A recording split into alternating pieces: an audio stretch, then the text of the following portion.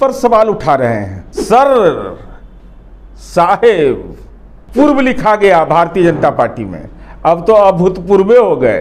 नमस्कार, मैं शिवम प्रेरणा, आप देख रहे हैं एक न्यूज 24। नीतीश कुमार के बेहद खास रहे आरसीपी सिंह जब से बीजेपी में शामिल हुए हैं तब से सियासत खूब तेज हो गई है और इसी कड़ी में अब कई सारे बयान भी निकलकर सामने आ रहे हैं। आज की ही बात कर लें तो जदयू के एमएलसी नीरज कुमार ने भी आरसीपी सिंह पर बड़े तरीके से हमला बोल दिया है। और जैसा कि आपको मालूम ही है कि पिछले दिनों आरसीपी सिंह ने एक बड़ा बयान दिया था, जिसके बाद से सियासत खूब तेज हो गई थी और एक बार फिर से जदयू एमएलसी नीरज कुमार ने आरसीपी सिंह को वो पुराने दिन याद दिला दिए हैं जिसको लेकर वो नीतीश कुमार पर लगातार हमला बोलते नजर आते हैं। जी हां, बता दें कि जदयू एमएलसी ने साफ तौर पर कह दिया कि जिस व्यक्ति की ये हैसियत नहीं थी कि नीतीश कुमार को साहेब या सर से नीचे कोई बात कर सके, आज वो व्यक्ति नीतीश कुमार के समानांतर बैठने की कोशिश में है और उनसे खुद की तुलना करता है। साथ ही उन्होंने आरसीपी सिंह पर बड़े ही जबरदस्त तरीके से हमला बोला है और पुराने दिनों का जिक्र करते हुए कह दिया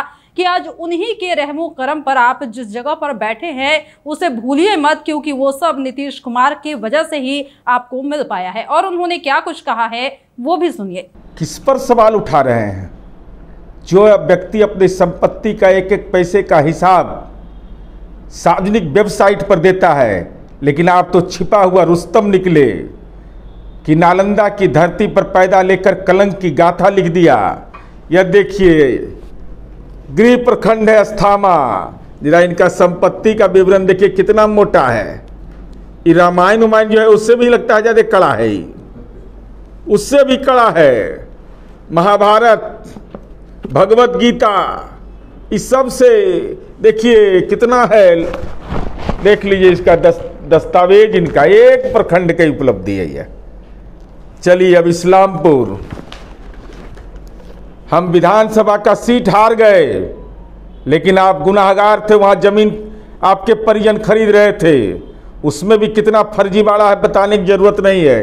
देख लीजिए सब रखे हुए हैं। जैसे आप माननीय मुख्यमंत्री नीतीश कुमार जी को साहब कहते थे, एक दो ऑडियो वीडियो आपका है, एक दो बार। अरे आपका अपॉइंटमेंट किया है ना प्राइवेट सेक्रेटरी में, आप भूल जाते हैं। तो बाबा रामदेव का मेधावटी खाइए, खाना पड़ेगा।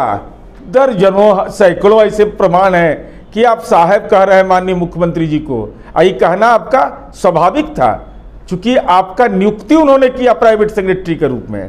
तब प्राइवेट सेक्रेटरी के रूप में नियुक्त हुए, तब माननीय मुख्यमंत्री नीतीश कुमार जी तो 74 के आंदोलन में जेल गए थे। आप सामाजिक रूपांतरण की लड़ाई में जेल गए। हाँ, आप जेल जाएंगे। अगर आपके भ्रष्टाचार की कलई खुली है तो जेल खाने तक भी आप पहुंचिएगा, आपको कोई बचाने वाला नहीं मिलेगा।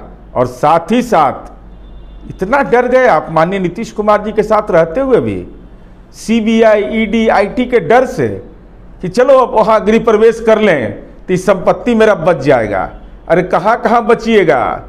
जनता दल के कार्यकर्ता हैं, जिन कार्यकर्ताओं की आपने हकमारी की है वो आपके पीछे लगे हुए हैं। आपका नस नस खोज के निकाल देगा वो कहां कहां है। अब बन गए धोखा से एक बार मंत्री, तो लग रहा है कि यूनाइटेड नेशन के ही चेयरमैन हो गए थे, संयुक्त राष्ट्र संघ के। अरे तो राजनीति में अकाल मृत्यु आपका हो गया। बताइए, भारतीय जनता पार्टी में आपका गृह प्रवेश होता है और आप तीसरे दर्जे की नागरिकता जिसको पार्टी में है, मोदी शाह के कैबिनेट में भाग लेने वाला व्यक्ति को नड्डा साहब भी नहीं ज्वाइन करा, धर्मेंद्र प्रधान ज्वाइन करा। बताइए तो। जैसा कि आप सुन पा रहे हैं कि आज नीरज कुमार ने आरसीपी सिंह पर बड़े ही जबरदस्त तरीके से हमला बोलते हुए कह दिया है कि आप अपने ओहदे को मत भूलिए, आप अपने पुराने दिनों को मत भूलिए। आज आप बीजेपी में शामिल हो गए तो खुद को बड़ा आदमी समझने लगे हैं, लेकिन उस दिन को याद कीजिए जब नीतीश कुमार के रहमो करम पर आप पढ़ रहे थे और आज बड़ी बड़ी बातें करने लगे हैं। आपकी पार्टी जरा भी नहीं सोचती कि आप किस पर आरोप लगा रहे हैं और किस पर टीका टिप्पणी कर रहे हैं। इस तरह का बयान आपको शोभा नहीं देता। और उन्होंने एक बार नीतीश कुमार के जिक्र को करते हुए ये कह दिया, जिन्हें आप सर और साहेब से नीचे कुछ बोलते नहीं थे, आज उन्हीं से खुद की तुलना करने लगे हैं। ये बेहद शर्मनाक है। इस तरीके से जदयू एमएलसी नीरज कुमार ने बड़े ही जबरदस्त तरीके से आरसीपी सिंह पर जुबानी हमला बोल दिया है।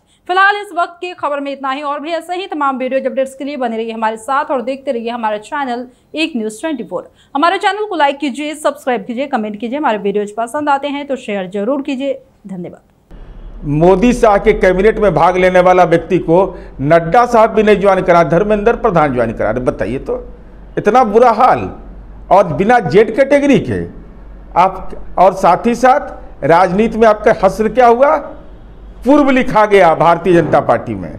अब तो अभूतपूर्व हो गए। हमारे यहाँ तो राज्यसभा भी मिल गया। अब तो नालंदा से अगर लड़ने का घोषणा करिए जरा सा, या अस्थामे से लड़ जाइए, छोड़िए, या इस्लामपुर से लड़ जाइए, जहाँ मर्जी करे वहाँ से लड़ जाइए। और नीचे से फर्स्ट नहीं किए तो हम राजनीति करना छोड़ देंगे। और माननीय मुख्यमंत्री नीतीश कुमार जी पर टिप्पणी करते हैं। आपको ये एहसास हुआ है कि 16 वर्षों तक आप प्राइवेट सेक्रेटरी के रूप में रहे, आपको राज्यसभा भेजा उन्होंने। आपकी किस्मत में राज्यसभा नहीं लिखा हुआ था, आप सेक्रेटरी बन सकते थे। अंदर की बात मत खोलवाइए। अगर परत खोल देंगे तो राजनीति में कहाँ पहुँचिएगा इसका अंदाज आपको नहीं है। और आप कहते हैं, अरे आप तो अपमान झेलने वाले लोग हैं। आपको आरसीपी टैक्स कहता रहा, लेकिन एक मानहानि का मुकदमा करने का भी आपको हिम्मत नहीं हुआ। इसका मतलब दाल में काला है। कोई कह के देखे तो कि टैक्स लेते हैं तो उसका कानून के हिसाब से उसके कलेजा पर चढ़ जाएंगे। लेकिन अगर हम नहीं गुनाहगार हैं तो हम कोर्ट का सामना, न्यायपालिका का सामना क्यों नहीं करेंगे। ये पूरे प्रकरण से यह लगता है कि आप साष्टांग दंडवत हो गए सम्राट चौधरी के यहाँ। बड़ी मन में पीड़ा होती है, कहाँ थे कहाँ पहुँच गए। सर साहेब कहाँ है आज? हुजूर हम पर भी कुछ कृपा करिए। इस स्टेज में पहुंच गए, राजनीति के बीपीएल बन गए, उसके बाद भी आपको लग रहा है कि हम राजनीति के पहलवान हैं। तो ये संपत्ति कहाँ से आई? संपत्ति का स्रोत क्या है? कहाँ से ये संपत्ति खरीदी गई? क्यों इसमें जालसाजी की गई? ये तमाम मामले बिहार के जदयू के कार्यकर्ता जानना चाहते हैं कि हमारी हकमारी किया, पद का प्रलोभन देकर करके जमीन तो नहीं लिखवा लिया। ये सारे मामले अनुसंधान के विषय हैं और जनता दल यू आपका पूरा अनुसंधान कर रहा है।